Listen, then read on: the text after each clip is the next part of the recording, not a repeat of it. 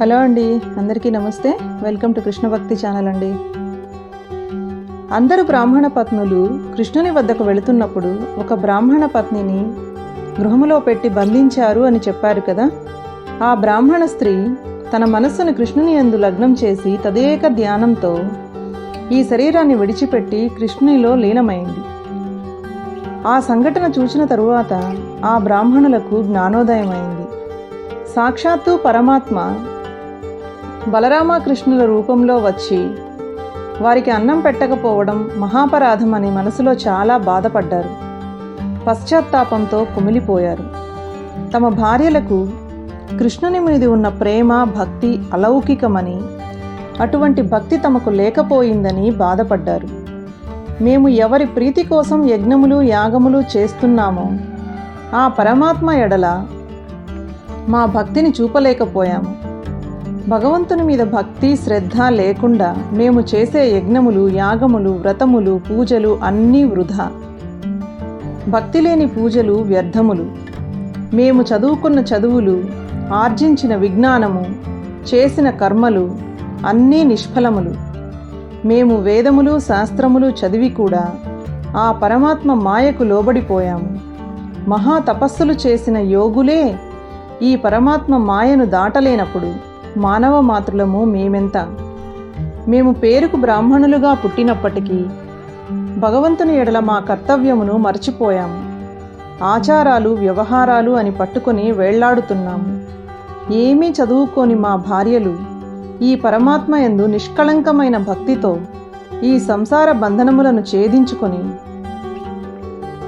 శ్రీకృష్ణుని వద్దకు చేరుకున్నారు.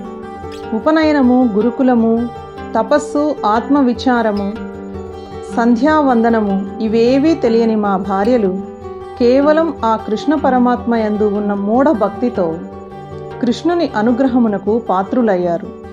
వారు ఎంతటి అదృష్టవంతులో కదా. మేము ఇన్ని శాస్త్రములు చదివి రోజు సంధ్యావందనము హోమము చేస్తూ కూడా మాకు ఆ పరమాత్మ యందు అటువంటి భక్తి కలుగలేదు. మేము ఎంతసేపటికి ఏ యాగం చేద్దామా, ఏ దేవుడిని పూజిద్దామా, కుటుంబానికి కావలసిన వస్తువులు ఎలా సంపాదిద్దామా అనే ఆలోచనే తప్ప భగవంతుని ఎడల భక్తి ఉండాలి అనే ఆలోచనే లేదు. కానీ ఈ పరమాత్మ స్వరూపుడైన కృష్ణుడు మా కర్తవ్యమును మాకు గుర్తు చేయడానికా అన్నట్లు మా వద్దకు వచ్చి మమ్ములను అన్నం పెట్టమని అడిగాడు. కానీ మేము మా మూర్ఖత్వంతో ఆయనను లక్ష్య పెట్టలేదు. ఆయనకు అన్నం పెట్టడానికి నిరాకరించాము. సకల జీవరాశులకు ఇహలోక సుఖములను పరలోక సుఖములను చివరకు మోక్షాన్ని కూడా ప్రసాదించే పరమాత్మ మా వద్దకు వచ్చి అన్నం కోసం యాచించవలసిన అవసరం ఏముంది?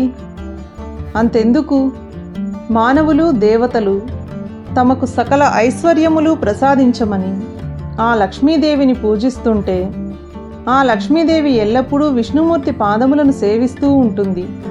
సాక్షాత్తు విష్ణురూపుడైన శ్రీకృష్ణుడే వచ్చి అన్నం పెట్టమని అడిగితే మేము నిరాకరించాము.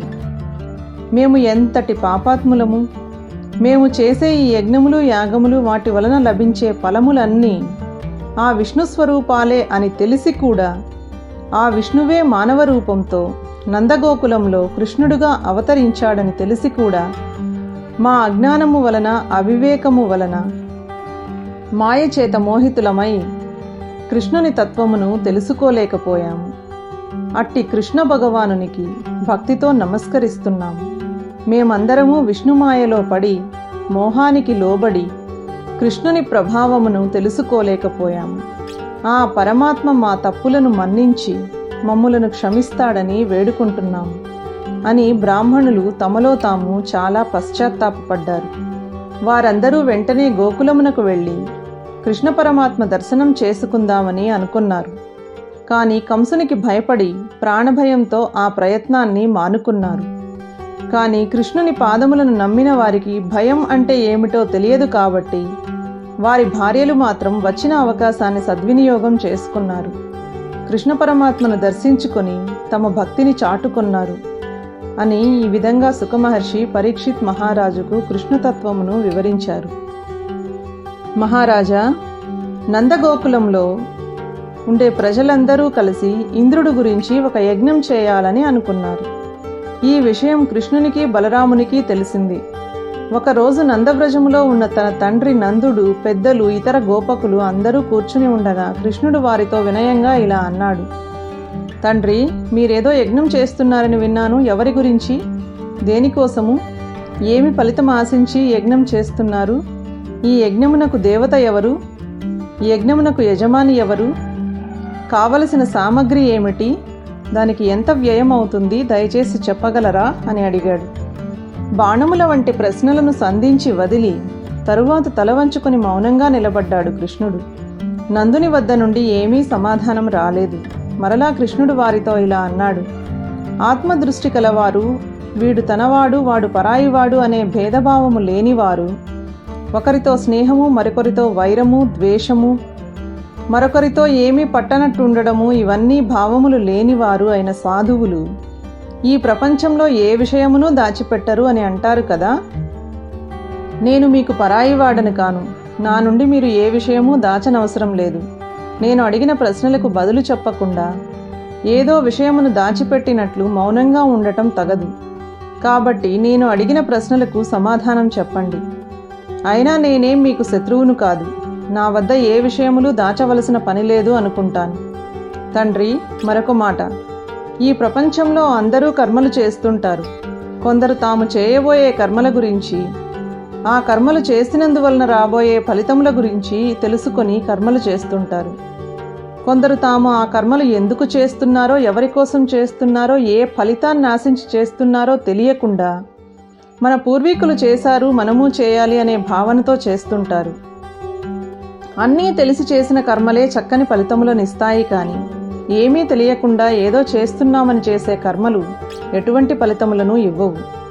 కాబట్టి మీరు కూడా ఏదో ఒక దారిన పోతున్నాము, ఏదో ఒక యజ్ఞం చేస్తున్నాము అని కాకుండా మీ మేలు కోరే వారితో ఆలోచించి చర్చించి తరువాత యజ్ఞం చేయడం మంచిది. తండ్రి, ఇంతకు మీరు చేయబోయే ఈ యజ్ఞము వేదములలోనూ శాస్త్రములలోనూ చెప్పబడిన ప్రకారము చేయబడుతూ ఉన్నదా, లేక ఆచార వ్యవహారములను బట్టి ఏదో మా పెద్దలు చేశారు మేము చేస్తున్నామని చేయబడుతూ ఉందా? నాకు తెలియచేయండి అని అడిగాడు కృష్ణుడు. తన కుమారుడైన కృష్ణుడు ఈ ప్రకారంగా నిలదీసి అడుగుతుంటే ఇక తప్పదని నందుడు లేచి కృష్ణుడికి ఈ విధంగా సమాధానం చెప్పాడు: కుమారా, ఇంద్రుడు లోకపాలకుడు. మేఘములు ఆయన అధీనంలో ఉంటాయి. ఆయనే మేఘములు అని కూడా అంటారు. ఆ మేఘస్వరూపుడైన ఇంద్రుడే ఈ ప్రపంచంలో ఉండే చరములు, అచరములు అయిన, అంటే కదిలేవి కదలనివి అయిన జీవరాశులకు జీవనాధారము. ఇంద్రుడు వర్షాలు కురిపించడం వలననే ఎండాకాలంలో ఎండిపోయిన గడ్డి మొక్కలు చెట్లు చిగురిస్తాయి. కుమారా, మేమే కాదు, ఈ ప్రపంచంలో ఉన్న ప్రజలందరూ వర్షం కొరకు ఇంద్రుని ప్రార్థిస్తారు. ఆయన గురించి యజ్ఞములు, యాగములు చేస్తారు. ఆయనను పూజిస్తారు, ఆరాధిస్తారు, నివేదనలు సమర్పిస్తారు. అప్పుడు ఇంద్రుడు వర్షములు కురిపించి భూములను సస్యశ్యామలం చేస్తాడు. ఆ అన్నం తిని ప్రజలు సుఖంగా బ్రతుకుతున్నారు. తమ తమ కార్యములు సమర్థవంతంగా చేసుకోగలుగుతున్నారు. ఇది మాకు వంశపారంపర్యంగా వస్తున్న ఆచారం. ఇంద్రుడి మీద కోపం చేతనో, భయం చేతనో, ద్వేషం చేతనో ఆయనను ఆరాధించకపోతే మాకు కష్టాలు తప్పవు. పంటలు పండవు, అన్నం దొరకదు. అందుకని ఇంద్రుని గురించి ఆనవాయితీగా వస్తున్న ఈ యజ్ఞమును చేయడానికి సంకల్పించాము అని వివరించాడు నందుడు. ఆ మాటలు విన్న కృష్ణుడిలా అన్నాడు: తండ్రి, మీకు కర్మ సిద్ధాంతం తెలుసనుకుంటాను. ఈ లోకంలో మానవులు కర్మలు చేస్తుంటారు, వాటికి తగిన ఫలములను పొందుతుంటారు. ఇహలోకంలో చేసిన కర్మల ఫలితంగానే వారికి జనన మరణములు, సుఖదుఖములు, రాగద్వేషములు, భయము కలుగుతున్నాయి. మానవులు చేసిన కర్మలకు ఫలితములను నిరాకారుడు, నిర్గుణుడు అయిన ఈశ్వరుడు ఇస్తాడు. మానవులు మంచి పని చేస్తే మంచి ఫలితాలు వస్తాయి, చెడు పనులు చేస్తే చెడ్డ ఫలితాలు వస్తాయి. ఏ పని చేయకపోతే ఏ ఫలితమూ దక్కదు. ఈ లోకంలో ప్రతి జీవి ఏదో ఒక కర్మ చేస్తూనే ఉంటాడు. ఏ కర్మ చేయకుండా ఏ జీవి బ్రతకలేడు. ఆ కర్మలు కూడా వాడి పూర్వజన్మ సంస్కారములను బట్టి చేస్తూ ఉంటాడు. పూర్వజన్మ సంస్కారము వలన చేయబడే కర్మలను మార్చే శక్తి ఎవ్వరికీ లేదు. ఆ ఇంద్రుడికి అసలే లేదు. కాబట్టి ఆ ఇంద్రుడి గురించి యజ్ఞములు యాగములు చేసి అతనికి ఉపాహారములు సమర్పించి నైవేద్యములు సమర్పించినందువలన ప్రయోజనం ఏముంటుంది? ఈ లోకంలో ఉండే ప్రతి జీవి తన పూర్వజన్మ సంస్కారమునకే అధీనుడై ఉన్నాడు. పూర్వజన్మలో తాను చేసిన కర్మలను అనుసరించి ఈ జన్మలో వాడి స్వభావాన్ని బట్టి కర్మలు చేస్తుంటాడు. ఇది ఒక మానవులకే కాదు, దేవతలకు, అసురులకు, రాక్షసులకు కూడా వర్తిస్తుంది. జీవుడు ఈ జన్మలో చేసిన కర్మల ఫలితంగానే మరుజన్మలో మనిషిగానో, జంతువుగానో, పక్షిగానో వివిధ రకములైన దేహములను పొందుతాడు. ఆ జన్మలో చేసిన కర్మల ఫలితంగా ఆ దేహాన్ని విడిచిపెట్టి మరొక దేహమును పొందుతాడు. కాబట్టి మానవులకు, దేవతలకు, రాక్షసులకు ఎవరికైనా వారు చేసిన కర్మలే వారి మిత్రులు, శత్రువులు. వాడు చేసిన కర్మయే వాడికి గురువు, దైవము. జీవుడు కర్మల యొక్క అధీనంలో ఉంటాడు. అతను చేసిన కర్మలు అతనికి తగిన ఫలితాలను ఇస్తాయి. కాబట్టి ఎవడు చేసిన కర్మ వాడికి ఈశ్వరుడు. కాబట్టి మానవులు వర్ణాశ్రమ ధర్మములను పాటిస్తూ ఎవరికి నిర్దేశించిన కర్మలను వారు చేస్తూ సుఖజీవనం చేయాలి. ఎవరి ధర్మం వారు పాటిస్తే ఆ ధర్మం వారిని రక్షిస్తుంది. ఆ ధర్మమే ఈశ్వరుడు. భర్త చాటున కాపురం చేస్తున్న ఇల్లాలు పరపురుషుని పంచన చేరితే ఎన్ని కష్టాలు అనుభవిస్తుందో, అలాగే తనకు నిర్దేశించిన కర్మలను వదిలిపెట్టి ఇతర వృత్తులను స్వీకరిస్తే, ఇతరులను సేవిస్తే కష్టాల పాలవడం తప్పదు. బ్రాహ్మణుడు వేదములను చదవాలి, అధ్యయనం చేయాలి. క్షత్రియుడు ప్రజలను పాలించాలి, రక్షించాలి. వైశ్యుడు వ్యవసాయం చేసి పంటలు పండించాలి. పశువులను వృద్ధి చేసి పాల ఉత్పత్తులను పెంచాలి. వ్యాపారం చేసి ధనం సంపాదించాలి. అలాగే శూద్రుడు బ్రాహ్మణులను, ఇతరులను సేవిస్తూ జీవనం గడపాలి. వ్యవసాయము, గోవులను రక్షించడము, వ్యాపారం చేసి ధనం సంపాదించడం ఇవి వైశ్య వృత్తులైనా మనము గోరక్షణను మాత్రమే వృత్తిగా స్వీకరించాము. ఈ లోకం అంతా సత్వరజస్తమో గుణములతో నిండి ఉంది. ఈ విశ్వం పుట్టడం, వృద్ధి చెందడం, లయం కావడం ఈ 3 గుణముల వలననే జరుగుతూ ఉంది. ముఖ్యంగా రజోగుణం వలననే ఈ సృష్టి జరుగుతూ ఉంది. అంటే పురుషునిలో ఉత్పత్తి అయిన రేతస్సు స్త్రీ రజస్సుతో కలవడం వల్ల సృష్టి జరుగుతూ ఉంది. వివిధ ప్రాణులు పుడుతున్నాయి. మేఘములు కూడా రజోగుణముతో వృద్ధి పొంది మనకు వర్షాలు కురుస్తున్నాయి. వర్షాలు కురియడం వలన పంటలు పండుతున్నాయి. ప్రజలు సుఖంగా జీవిస్తున్నారు. ప్రకృతి సిద్ధంగా వర్షాలు పడుతుంటే ఇందులో ఇంద్రుడు ప్రమేయం ఏముంటుంది? ఓ తండ్రి, మనం ఈ అడవిని నమ్ముకొని జీవిస్తున్నాము. ఈ అడవులలో, పర్వత ప్రాంతములలో, నదీ తీరములో తిరుగుతూ ఉంటాము. మనం నగరాలకు కానీ పట్టణములకు కానీ వెళ్ళము. నగర జీవనం మనకు క్షేమకరం కాదు. కాబట్టి మనం గోవులను, బ్రాహ్మణులను, వృక్ష సంపదను, అడవులను, పర్వతములను, నదులను రక్షించుకోవాలి. వాటి కోసం యజ్ఞాలు చేయాలి. కానీ ఎక్కడో ఉన్న ఇంద్రుడి కోసం యజ్ఞాలు ఎందుకు చేయాలి? కాబట్టి మీరందరూ ఆ ఇంద్రుడి కోసం సంపాదించిన వస్తువులతో ప్రకృతిని ఆరాధించండి. రకరకాల ఆహార పదార్థములను తయారు చేసి ప్రకృతి మాతకు నివేదన చేయండి. బ్రాహ్మణులు హోమం చేస్తారు. ఆ బ్రాహ్మణులు జీవించడానికి గోదానములు, ఆహార పదార్థములు, ధనము దక్షిణల రూపంలో ఇవ్వండి. తరువాత మన వద్ద పనిచేసే వారికి, కడజాతి వారికి, చండాలురకు, పతితులకు, వారు ఏ కులంలో పుట్టిన వారైనా సరే వారికి కడుపు నిండుగా ఆహారం పెట్టండి. వారికి వస్త్రములను, ధనమును దానం చేయండి. పెంపుడు జంతువులకు, ఆవులకు, పశువులకు పచ్చిగడ్డిని, ఇతర ఆహారాన్ని సమృద్ధిగా పెట్టండి. మనకు కాయలను, పండ్లను ఇచ్చే గోవర్ధన పర్వతమునకు పూజలు చేయండి.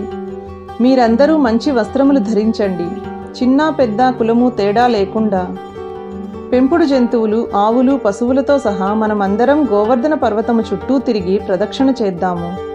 అంతేకాని ఎక్కడో ఉన్న ఇంద్రునికి పూజలు చేయడం, నైవేద్యాలు పెట్టడం అనవసరం తండ్రి. ఇది నా అభిప్రాయం. మీకు ఇష్టమైతే నేను చెప్పినట్లు చేయండి. గోవులను, బ్రాహ్మణులను, ప్రకృతిని పూజిస్తే మనకు మంచి ఫలితములు లభిస్తాయి అని శ్రీకృష్ణుడు నందునితో చెప్పాడు.